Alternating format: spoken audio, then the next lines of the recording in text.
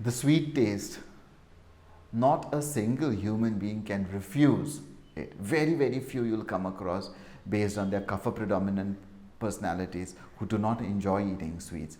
But for any and every living being, sweet is something. You know, the ants, they come around sugar very fast. So even that animal or that insect knows its afflictions towards something that is very sweet. The more sweet it is, the more toxic it is to the body. So in ancient times, what would we use as sweetening agents? Why was it that you saw that disorders that are related to eating excess of sweet not so rampant in the ancient times as it is today? World over, you would see that obesity is one of the major problems of any and every disorder or any and every country. And followed by that is diabetes. Is it only the sweets that are present in the sugars that cause disorders? No. Even in the ancient times, they knew how to make sugar. But the question is, they wouldn't refine it. What's the trouble is, we like to use something looking very nice and white and bright. Eye appealing need not be good, the best for the body. So when refinement came in times, that is when the whole problem started. And now we would like to avoid the sugars and use something else as sweeteners. So when it is for the masses who cannot afford to use honey, jaggery, treacle or any other sweetener which is natural, then we go to creating it artificially, and we look out for ways of creating it artificially. But is this artificial sweetener really beneficial to the body? Can food be put only in the form of, can food value be put only in the form of calories? Don't we need to look at what else it could do to the body? We definitely need to.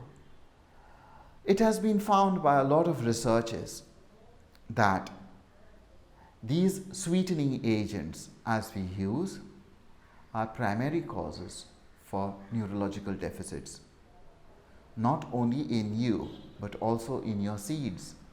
So it is not only limited to your body, but it goes a little further and creates disturbances in the new body that you will contribute towards creating. So these modern sweetening agents, if used in excess, once in a while you use it, wouldn't be so harmful to the body. But anything in excess, as I always say, is the one which causes the problems. And then you talk about you want to maintain your calories and you want to maintain the number of sugars in you. If you look at the breakup of food, what happens inside the body, it is not always dependent on the taste. Any and every substance that you consume, once it enters inside the body, the first breaking down is in the form of sugars.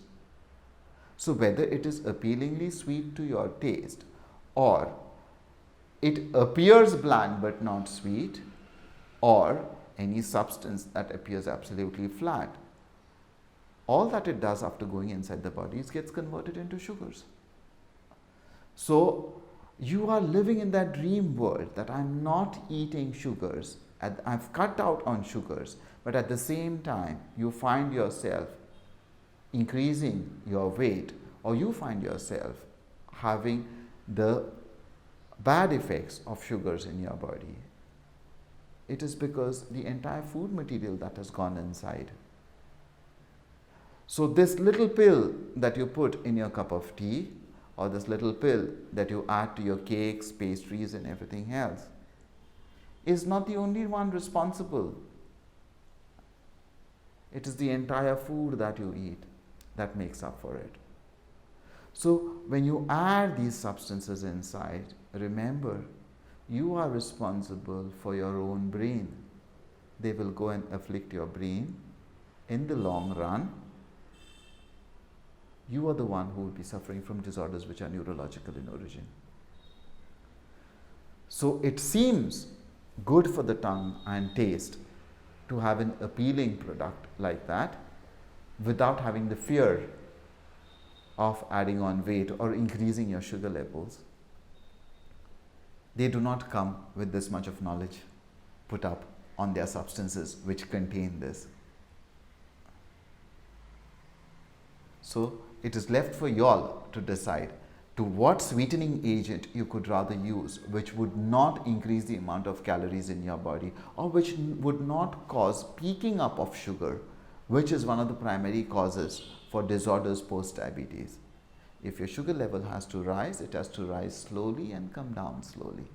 So if this is allowed to, by balancing your diet with different forms of food, and you can occasionally enjoy this bite of sweet substance, which is also made up of sugar. You need not worry about it. You don't need to have a special sugar-free agent for that. You are allowed to enjoy a small sweet before a meal according to Ayurveda and after a meal according to the Western science. But you are allowed to have a small piece of that, provided you work out sufficiently to burn it, without the fear of harming your body. Who would say no to it?